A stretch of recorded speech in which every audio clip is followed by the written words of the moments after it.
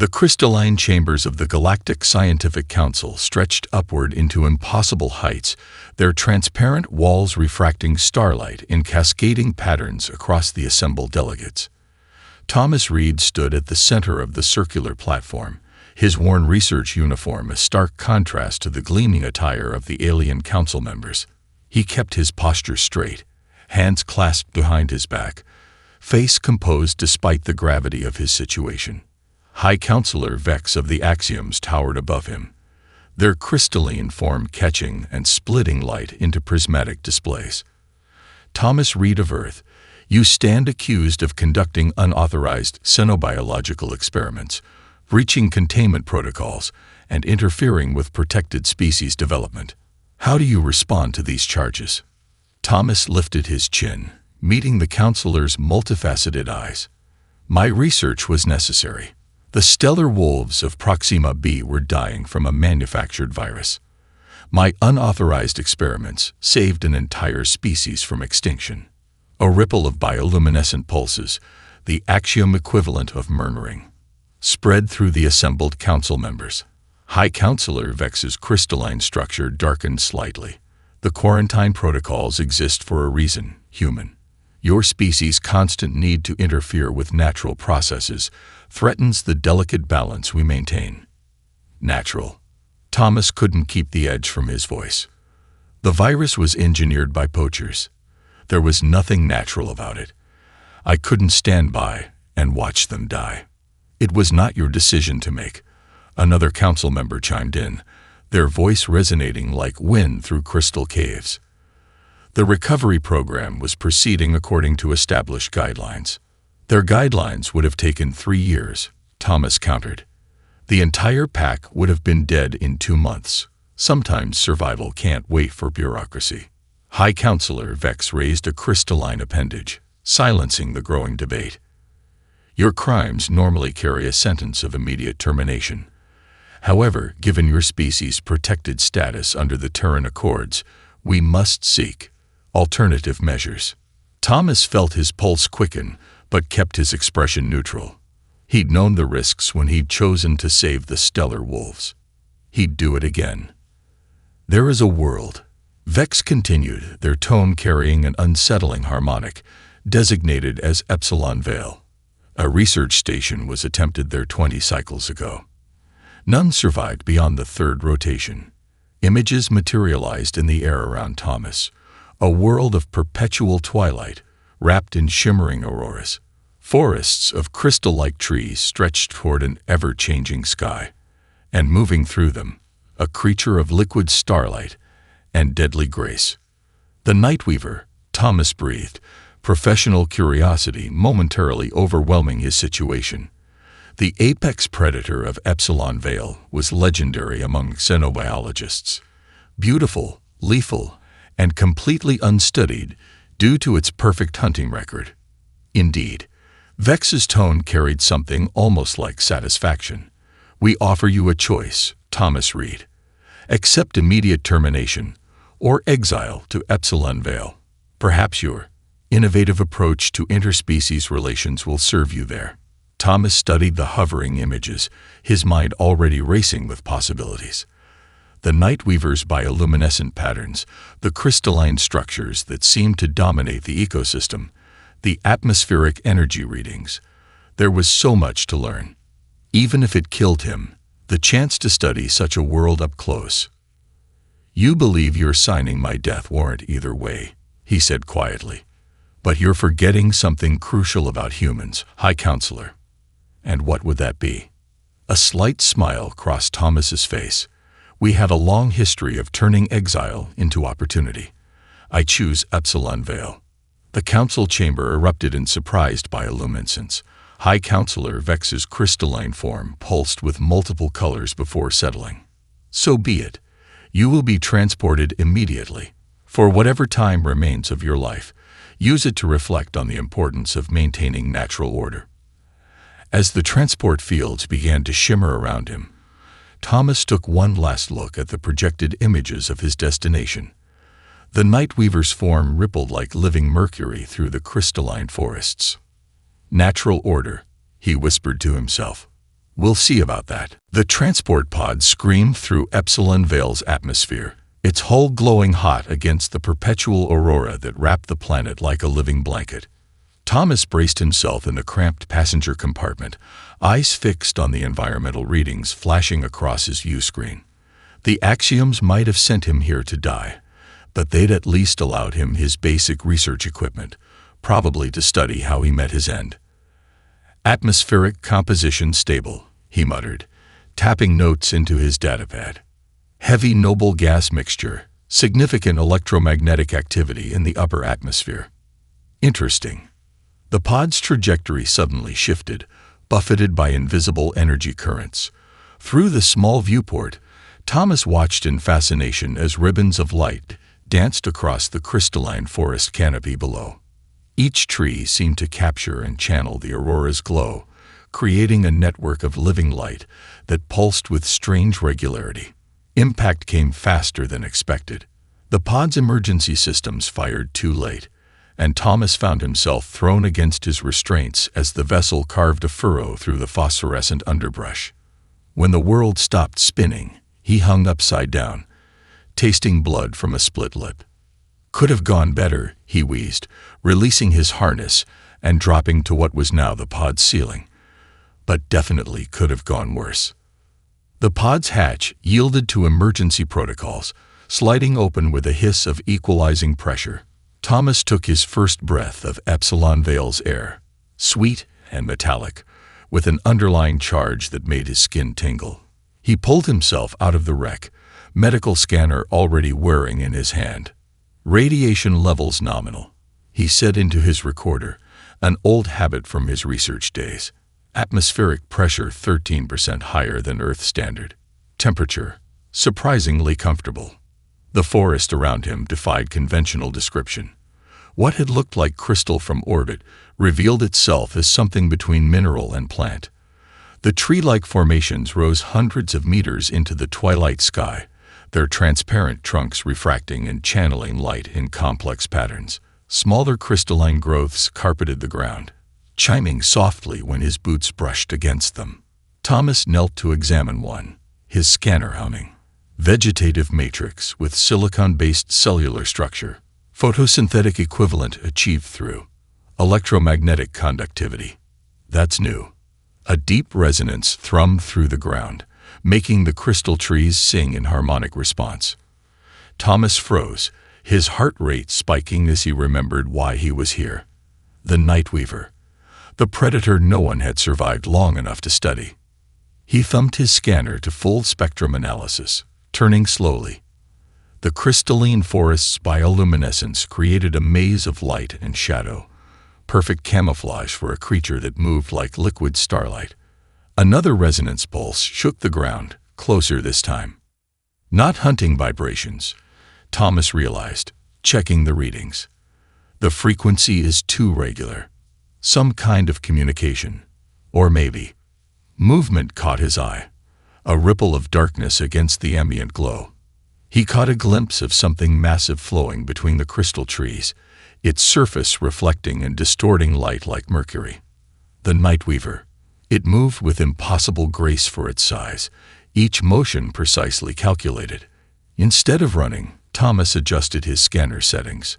Subject demonstrates adaptive camouflage through manipulation of local light patterns. Movement suggests fluid internal structure, possibly held together by electromagnetic field. The Nightweaver paused, nearly invisible against a particularly bright crystal tree.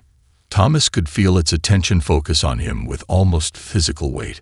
His hands trembled slightly, but he kept the scanner steady. "Odds are you've killed everyone else who's landed here," he said softly, knowing the creature couldn't understand him. "But they were probably too scared to notice what you really are. The way you sync with the forest's resonance, how you manipulate light. You're not just a predator, are you?" The Nightweaver's form shifted, unfurling patterns of light that rippled across its surface like thoughts made visible. Thomas felt his scientific curiosity overcome his fear. He took a careful step forward, scanner recording everything. "Let's find out what stories you have to tell." 3 days of observation had taught Thomas more than 20 years of xenobiology research. He sat in his makeshift blind, constructed from salvaged pod panels and local crystal formations, reviewing his data for the 100th time. The Nightweaver had appeared exactly 7 times, each encounter following a precise pattern he was only beginning to understand. Display temporal overlay. He commanded his tablet, watching as multiple recordings synchronized. The creature's movements across each encounter aligned with mathematical precision, like steps in an elaborate dance. More intriguingly, the crystalline forest's bioluminescent pulses changed with each appearance. "It's not random," Thomas muttered, marking another correlation point. "The light patterns shift just before you appear, don't they? Like ripples in a pond, but with purpose." His modified scanner beeped, drawing his attention to new readings. The ground's resonant frequency was changing again, the crystal trees beginning to hum in harmony. Right on schedule. Thomas adjusted his position, making sure his instruments had clear readings of the surrounding area. The Nightweaver emerged from between 2 towering crystal trees, its liquid metal form rippling with reflected auroras. This time, Thomas was ready. He positioned specialized sensors throughout the area, each calibrated to detect the smallest variations in light and electromagnetic fields.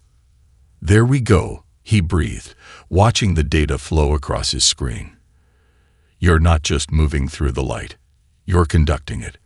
The patterns in your skin match the forest's resonance exactly." The creature paused, its surface shifting to display complex geometric patterns that made Thomas's eyes water. His sensors registered a spike in electromagnetic activity, followed by a cascade of harmonics through the surrounding crystal trees. "It's a network," he realized, excitement making him forget his usual caution. "The whole forest is connected. And you're what? A node? A coordinator?"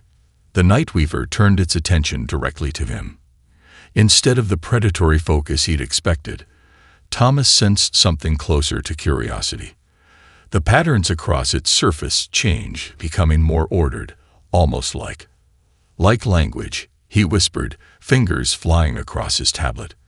"Computer, run linguistic analysis on pattern sequences. Compare with known forms of light-based communication." His equipment hummed, processing the request.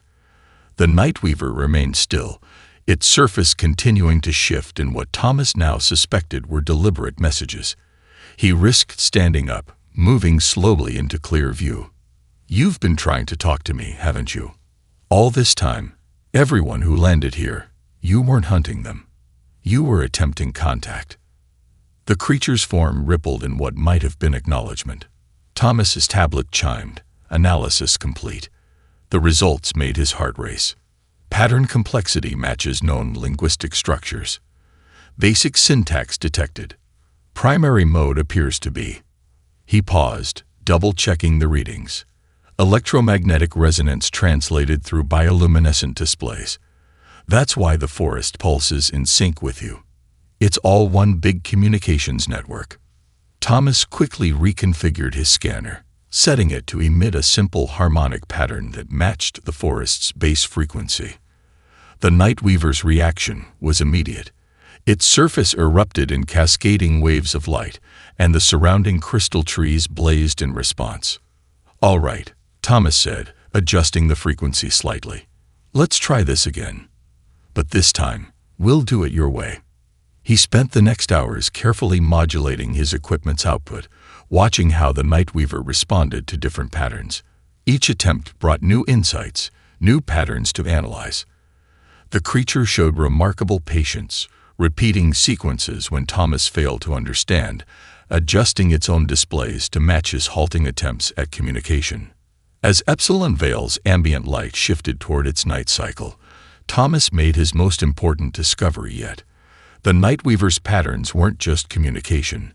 They were distress signals. Something was wrong with the forest's network, disrupting the natural harmony that the creatures maintained. "You're not trying to kill us," Thomas said softly, watching the distress patterns repeat. "You're asking for help. and no one's lived long enough to understand. Dawn's aurora painted the crystal forest in sheets of ethereal light as Thomas followed the resonance patterns deeper into unexplored territory. His modified scanner led the way, now calibrated to track the complex harmonics that served as the Nightweaver's language. The adult creature that had been visiting him, whom he'd started thinking of as the ambassador, glided silently beside him, its mercury-like surface reflecting the morning's colors. "The disruption gets stronger this way," Thomas said, more to himself than his companion. A week of intensive study had taught him to interpret the basics of their light speech, but complex communication still eluded him. "Whatever's affecting your network, its epicenter should be just ahead." The ambassador's surface rippled with confirmation patterns. They crested a ridge of crystalline formations, and Thomas stopped short.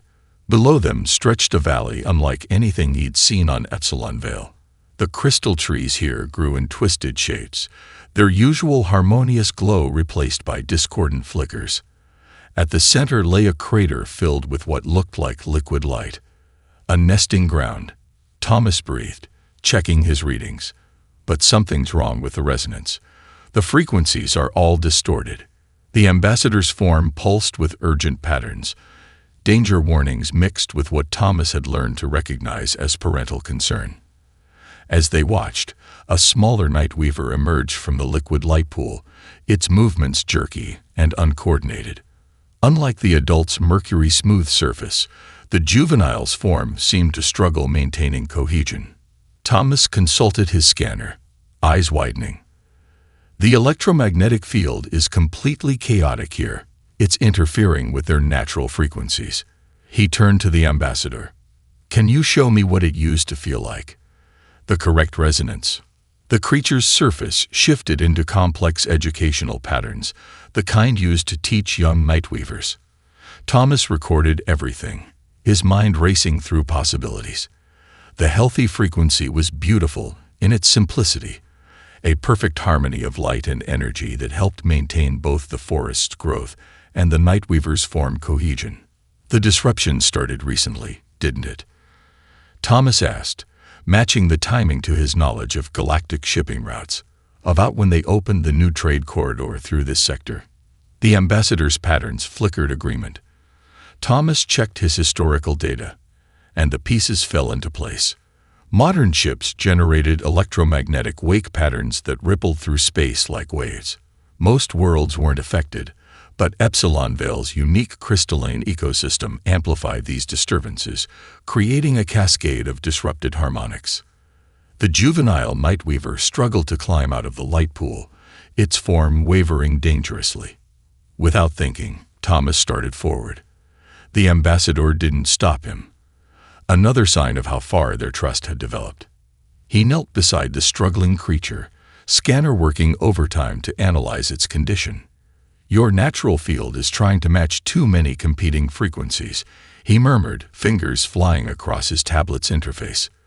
"But if we could give you a clean baseline to lock onto." Thomas modified his communication device, stripping it down to its basic resonance emitter. A few careful adjustments matched it to the healthy frequency the ambassador had shown him. He activated it, holding his breath as waves of pure, harmonious energy pulsed outward. The effect was immediate. The juvenile's form steadied, its surface beginning to ripple with more controlled patterns. It turned toward the emitter like a plant seeking sunlight, its first attempts at light speech expressing simple but clear gratitude. "There you are," Thomas said softly, maintaining the stabilizing frequency.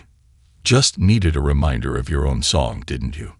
The ambassador's patterns shifted to something Thomas had never seen before, a complex weave of light that seemed to express both joy and formal acceptance. The juvenile, growing stronger by the minute, attempted to mimic the adult's patterns, creating a sweetly clumsy version of the same message. Thomas smiled, understanding the significance even if he couldn't fully translate the meaning. They weren't just letting him help anymore. They were inviting him to become part of their community. 1 month into his exile, Thomas sat cross-legged at the edge of the light pool, surrounded by juvenile Nightweavers. The young one he'd first helped, now nicknamed Echo for its tendency to mirror his movements, rested its liquid silver form against his side. His modified resonance emitter hummed steadily, providing the stable frequency that helped the youngsters maintain their cohesion. "Ready for today's lesson?" Thomas asked, adjusting his equipment. The juvenile surfaces rippled with excitement patterns, their still developing light speech expressing eager anticipation. "Let's try something new." He activated a sequence of harmonic pulses, carefully modulated to match the crystal forest's natural rhythms. The young Nightweavers watched intently as patterns of light danced through the surrounding trees, creating intricate mathematical sequences. Echo was the first to understand, its surface shifting to match the pattern. One by one, the other juveniles joined in, their combined efforts amplifying the display until the entire valley glowed with synchronized light. Thomas checked his readings, smiling at their progress. "Perfect," he said, his own communication device pulsing praise patterns. "You're learning to coordinate your frequencies. This is how your ancestors maintained the forest's harmony." The ambassador emerged from the crystal formations, its presence drawing the juveniles' immediate attention. Thomas had learned that adult Nightweavers served as living libraries, their complex pattern memories preserving the history and knowledge of their species. The ambassador's surface rippled with approval at the youngsters' display. "They're getting stronger," Thomas reported, showing his latest readings. The stabilized frequency helps them develop their natural abilities without interference from the trade route's wake patterns. He paused, checking data on his tablet. "But we need a more permanent solution. The resonance emitter helps, but its range is limited." The ambassador's patterns shifted to what Thomas now recognized as their equivalent of thoughtful consideration. Over the past weeks, they'd developed a deeper method of communication, combining light speech with electromagnetic frequencies that Thomas could detect and interpret through his equipment. Echo suddenly perked up, its surface blooming with inspiration patterns. It moved to one of the larger crystal formations, extending its fluid form to connect with the structure. The crystal began to glow with a new frequency, distinct from the forest's usual harmonics. Thomas's eyes widened as he checked his scanner. "Echo, you brilliant thing. You're using the crystal as a natural amplifier." He quickly adjusted his instruments to analyze the phenomenon. The crystal matrices can be tuned to filter out the disruptive frequencies while amplifying the beneficial ones. The ambassador's patterns blazed with excitement, recognizing the potential. Working together, they spent hours testing different crystal formations, identifying those with the best resonance properties. Thomas modified his equipment to help shape and direct the frequencies, while the Nightweavers used their natural abilities to connect the crystals into a larger network. By sunset, they had created something extraordinary. A network of carefully tuned crystal formations surrounded the nesting ground, each one channeling and purifying the electromagnetic energies that flowed through Epsilon Vale. The juveniles played in the harmonized field, their forms stronger and more stable than Thomas had ever seen them. "We can expand this," he said, already planning the next phase. "Create a protective network around the major nesting sites, then gradually extend it to cover the trade route corridors. Your people can maintain the natural balance of the planet while still allowing space traffic to pass safely." The ambassador's response patterns held more than just agreement. There was a depth of gratitude and acceptance that made Thomas's throat tight with emotion. Echo pressed against his side again, its surface glowing with the simple, pure affection that seemed universal among young creatures, regardless of species. Looking out over the valley, now alive with harmonious light and the graceful forms of healthy Nightweavers, Thomas felt a profound sense of rightness. The axioms had sent him here as punishment, never imagining he would find not just survival, but purpose and family. Science Officer Varix of the Axiom Verification Vessel, Stellar Observer, studied the readings for the third time, crystalline form flickering with disbelief. The numbers couldn't be right. No one survived on Epsilon Vale, certainly not for 3 months, and absolutely not while generating these kinds of energy signatures. "Confirm visual scan," she commanded, her bridge crew responding with efficient pulses of light. The ship's sensors penetrated the perpetual aurora, revealing the transformed landscape below. What had once been a chaotic tangle of crystalline growths now displayed mathematical precision. Geometric patterns of light pulsed through the forest in perfect harmony, creating a lattice of energy that extended for kilometers in every direction. And at the center, "Impossible," Verix whispered, her voice chiming like struck crystal. Magnification, Sector 4. The image zoomed in on a clearing filled with liquid light. Thomas Reed, the exiled human scientist, sat amidst a group of Nightweavers. Not running, not fighting, teaching. His hands moved in precise gestures as young Nightweavers mimicked his movements, their surfaces rippling with complex patterns. "Report this to High Council immediately," Verix ordered, unable to look away from the scene. Priority 1 transmission. A larger Nightweaver, easily twice the size of the others, emerged from the crystal forest. Instead of attacking, it joined the group, its mercury-like surface displaying patterns that Verix's instruments identified as organized communication. "They're talking to him," her sensor officer reported, crystalline appendages trembling slightly. "The human has established some kind of resonance-based language system. He's integrated himself into their community." Verix watched as one of the juvenile Nightweavers pressed against Thomas like an affectionate pet, its surface glowing with what her xenobiologists hesitantly identified as contentment patterns. The human responded by adjusting something on his equipment, creating a pulse of harmony that set the surrounding crystal formations singing. "Landing protocol," Verix announced, her decision crystallizing like a perfect lattice. "Prepare diplomatic contact suite." Her crew's patterns expressed alarm. "Officer Verix, regulation state." Regulations never anticipated this. She gestured at the scene below. "That human has done what 3 centuries of axiom science declared impossible. He's not just surviving, he's thriving. And more importantly, he's helping them thrive." The landing sequence initiated, their ship descending through layers of aurora. As they approached, Verix noticed something else. A network of modified crystal formations creating protected corridors through the planet's electromagnetic field. The disruption patterns that had plagued their previous surveys were gone, replaced by channels of clean, stable energy. He solved it, she realized. The trade route interference that was destroying their ecosystem. He found a way to shield them while preserving the shipping lanes. Their ship touched down at the edge of the transform zone. Thomas Reed stood waiting, flanked by adult Nightweavers. The young one that had shown such affection remained by his side, its surface displaying a complex mix of curiosity and protective patterns. Verix emerged onto Epsilon Vale's surface, her crystalline form registering the perfectly balanced harmonics that now flowed through the environment. Thomas stepped forward, his expression carefully neutral. "Welcome to Epsilon Vale," he said, his voice steady. "Though I suspect you're here to verify my death, rather than accept my hospitality." "I am here," Verix replied, choosing her words carefully, "to understand how you achieved the impossible."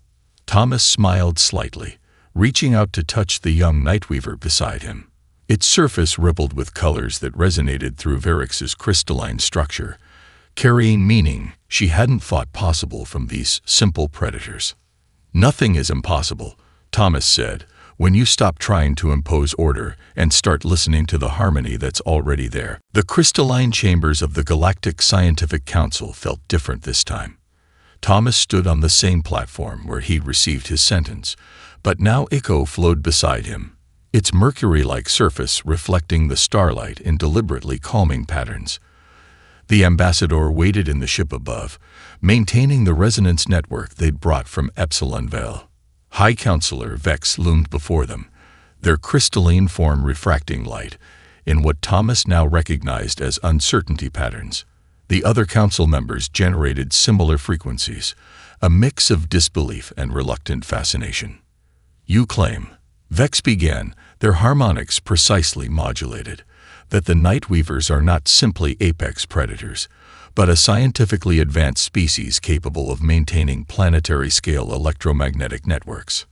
Thomas activated his presentation interface, and the chamber filled with recorded light patterns. Echo responded immediately, its surface shifting to complement and enhance the display. The surrounding space transformed into a miniature model of Epsilon Vale's crystal forest. The Nightweavers are living conductors, Thomas explained, as Echo demonstrated by connecting with the chamber's crystalline walls. They don't just hunt through the forest, they maintain it. Their entire species acts as a biological regulatory system for the planet's electromagnetic field. The council chamber's crystals began to sing in harmony as Echo established a resonance link. Several council members chimed in surprise as they felt the pure, ordered frequencies wash through their forms. What you're feeling now is their natural state, Thomas continued. The chaos we previously observed was caused by our trade routes generating electromagnetic wake patterns that disrupted their network. They weren't killing visitors out of aggression.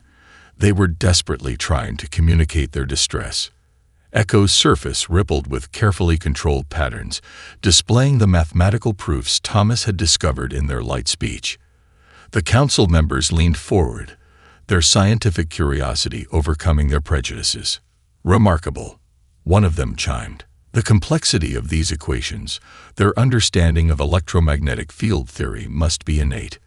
More than that, Thomas said, signaling Echo to demonstrate their latest discovery.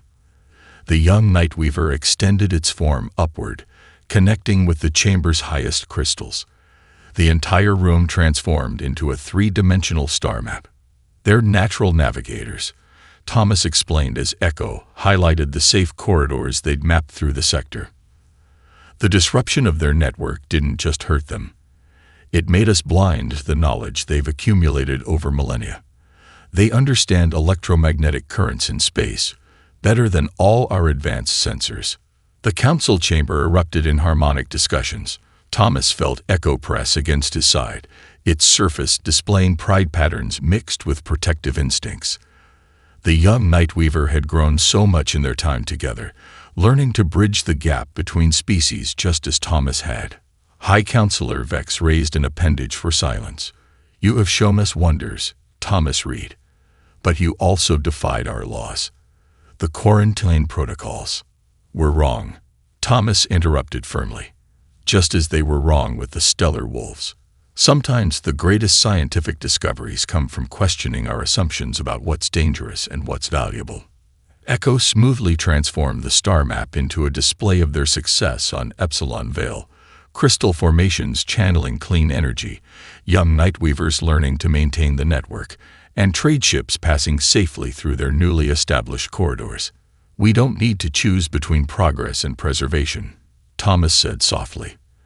The Nightweavers aren't asking us to abandon our trade routes. They're offering to help us make them better. The chamber fell silent as Echo concluded its presentation with a complex pattern that resonated through every crystal in the room. Even without translation, the message was clear. Harmony between species was possible, if only they were willing to listen.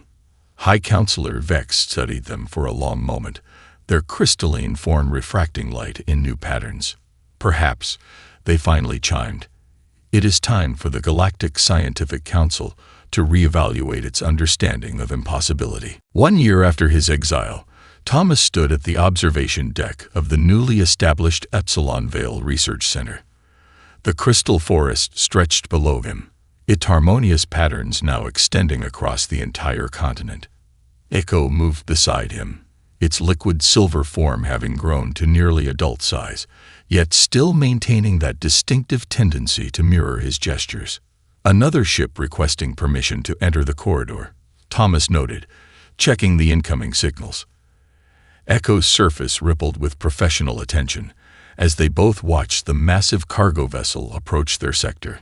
The network of crystal formations they'd established glowed to life, creating a channel of pure, stabilized energy. The ship passed through smoothly, its wake patterns absorbed and transformed by the Nightweaver's living electromagnetic web. What had once been a source of destruction now powered their world's protective shield. Research Team 3 reports success in the Antares sector, called Dr. Verix from her crystalline workstation. The former verification officer had become one of their strongest advocates, her scientific curiosity overcoming centuries of prejudice. The local crystal formations responded perfectly to the harmonic templates Echo provided. Thomas smiled as Echo's surface displayed proud patterns. The young Nightweaver had become an exceptional teacher, helping other members of its species share their knowledge with the galactic scientific community. Together, they were revolutionizing everything from space travel to environmental protection. The ambassador, now officially designated as Chief Communication Coordinator, emerged from the crystal formations near the base of the tower. Its surface rippled with formal greeting patterns, followed by the more personal frequencies it reserved for Thomas and Echo. The Council's annual review team arrives tomorrow, Thomas reminded them, though he knew they were well aware. Hard to believe it's been a year since they changed the protocols. The ambassador's patterns shifted to display historical records, their first successful demonstration, the Council's reversal of quarantine protocols, the establishment of the Joint Research Initiative. Every major space lane in the sector now incorporated Nightweaver harmonics into their navigation systems, making travel safer and more efficient than ever before. Echo pressed against Thomas's side, its surface showing a memory pattern. Their first meeting by the light pool, when a desperate human scientist recognized intelligence where others had seen only threat. The ambassador added its own harmony to the pattern, creating a complex tapestry of light that expressed gratitude, friendship, and belonging. "We've come a long way," Thomas acknowledged, resting his hand on Echo's fluid surface. The young Nightweaver had grown from a struggling juvenile into a brilliant researcher, its unique perspective bridging human innovation with Nightweaver wisdom. The observation deck's crystals sang with incoming data as another research team reported successful integration of Nightweaver principles into planetary defense systems. What had started on Epsilon Vale was spreading throughout the galaxy, creating a network of harmony that benefited all species. Next month's symposium is already overbooked, Verix noted, her crystalline form glowing with satisfaction. Scientists from 15 systems requesting to study with the Nightweavers. The waiting list grows daily. Thomas watched as Echo demonstrated a new harmonic sequence for a group of junior researchers, its patterns precise and patient. The ambassador added teaching harmonics, showing how their ancestors had first developed these techniques. The crystal chamber filled with multi-species collaboration, exactly as Thomas had dreamed. "They sent me here to die," he said softly to Echo, who paused its lesson to listen. "Instead, we all learned to truly live." Echo's surface blazed with affection patterns, adding a harmonic sequence that Thomas had come to treasure. In the language of light and resonance they developed together, it meant family, not bound by blood or species, but by understanding, trust, and the courage to see beyond appearance to the truth within. Above them, the auroras of Epsilon Vale danced in endless patterns, their light reflecting off crystal towers and liquid silver forms alike. What had once been known as a death world had become a beacon of hope, a living proof that the most profound discoveries come not from fear, but from the simple willingness to listen, learn, and grow together.